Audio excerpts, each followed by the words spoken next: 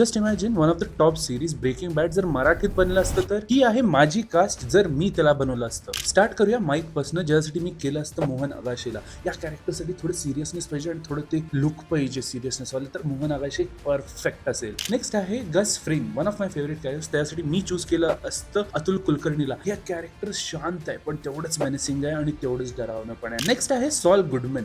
हे कॅरेक्टर थोडं ट्रिकी आहे आणि थोडं कॉमिकल पण आहे, तर ह्याच्यासाठी मी परफेक्ट कास्ट घेऊन आलोय उपेंद्र लिमये, ज्यांनी ते काम केलं अॅनिमल मध्ये आणि मडगाव एक्सप्रेस परफेक्ट बसेल. आणि आता वळूया मेन कॅरेक्टर्स कडे. हँक साठी मी घेतलं असतं सुबोध भावेला, का की ते जे सिरियस लुक आहे आणि त्याच ते शातिर दिमाग सुबोध भावे परफेक्टली केलं असतं. नेक्स्ट आहे Jesse Pinkman, one of the crazy character, आणि ह्याच्यासाठी थोडं यंगर जनरेशन पाहिजे म्हणून मी घेतलं असतं ललित प्रभावळकरला, का की त्यांनी हे परफेक्टली केलं असतं ज्या ह्यानी तो एक इंटेन्स कॅरेक्टर प्ले करू शकतो. And last but not the list, आणि ह्याच्यासाठी मला मोस्टली हेट मिळेल, पण मी केलं असतं वॉल्टर व्हाईटसाठी सचिन खेडेकरला, का की त्यांचे विलनस रोल्स भरपूर आहेत पण चांगले पण आहेत. स्टार्टिंगचे थोडी सीझन चांगलं वागून नंतर जे कॅरेक्टर फ्लिप होतंय आणि ते पूर्ण मॅनेसिंग कॅरेक्टर होतंय, सचिन खेडेकर परफेक्ट असेल. आणि एक बोनस, हेक्टर सालामँका. ह्याच्यासाठी दिलीप प्रभावळकर काय दिसेल आणि काय ऍक्ट करेल, ते गांधीजीचं जे गेटअप आहे तसलंच गेटअप देऊ, व्हीलचेअरवर बसवायचं आणि परफेक्ट बसेल. हे होते माझे थोडे कास्ट जे मी रिकमेंड केले असते जर ब्रेकिंग बॅड मराठीत बनलं असतं.